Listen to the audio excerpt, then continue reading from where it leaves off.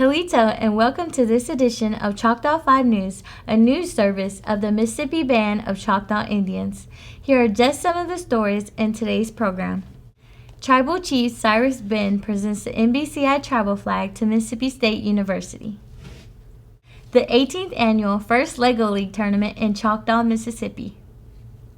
The Choctaw Tribal Schools District Spelling Bee was held in Quinahada, Mississippi.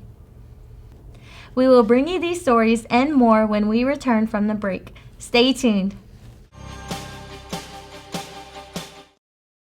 Welcome back. January was a busy month for education.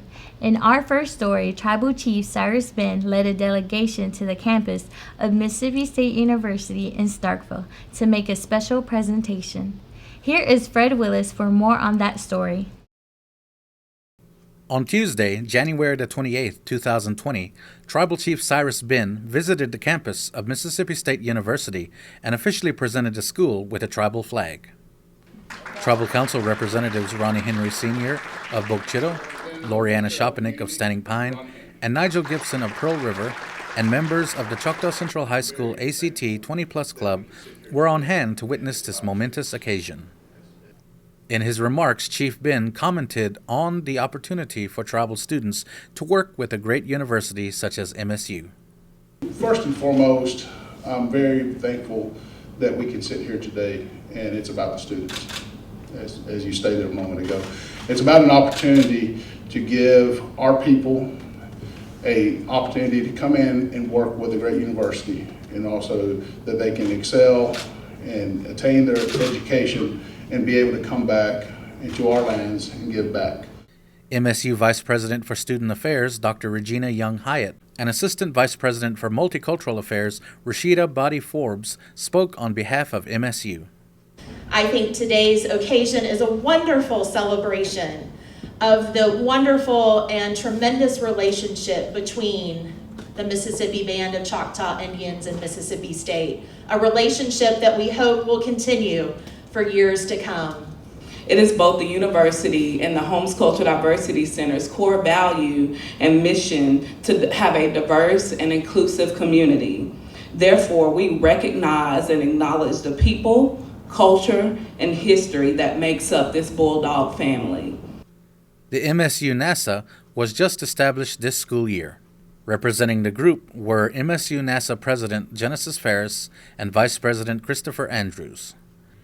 Also offering remarks was MSU Extension Agent Jim McAdory, who served for many years as the tribe's extension agent and continues to support the partnership between the tribe and MSU. Today it gives me great pleasure to say through this small gesture to the Mississippi Band of Choctaw Indians, Mississippi State University is your home and you are part of the Bulldog family.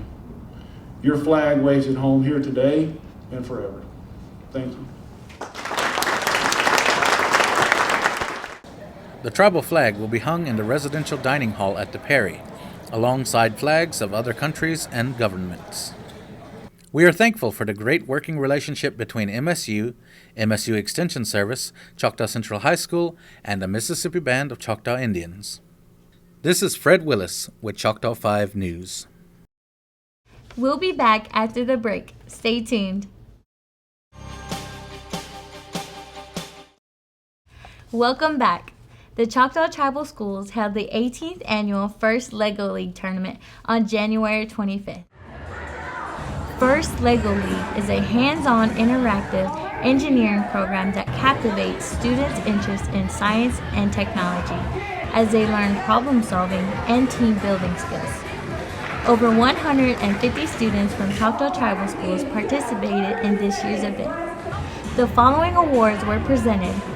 The Robot Performance Award was presented to Seatown Builders representing Quinahada Elementary School. The Robot Design Award went to Pearl River Elementary School's Choctaw Junior Tribal Architects. The Project Award went to Bokchito Elementary School's Choctaw Cityscapes. The first Lego League Core Values Award went to Choctaw Central Middle School's Lego Warriors. And the Champions Award went to Standing Pine Elementary School's Native Bots. The Native Bots will represent the Choctaw Tribal Schools at the first Lego League Mississippi Championship in Pearl, Mississippi on February 15th. We congratulate the teams on a job well done and wish the Native Bots the best of luck in the championship. We'll be back with more after the break. Stay tuned.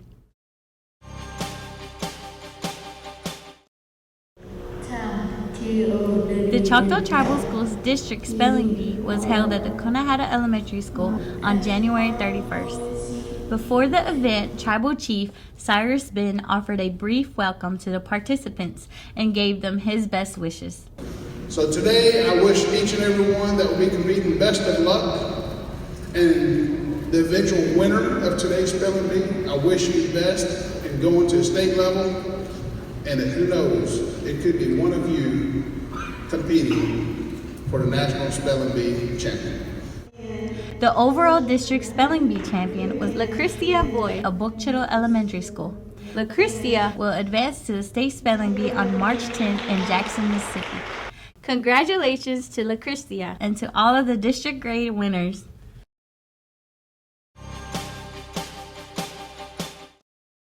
Has the winter weather got you yearning to get outside in the garden? In this week's Southern Gardening segment, Extension horticulturist Dr. Gary Bachman shows us a fun indoor gardening activity. I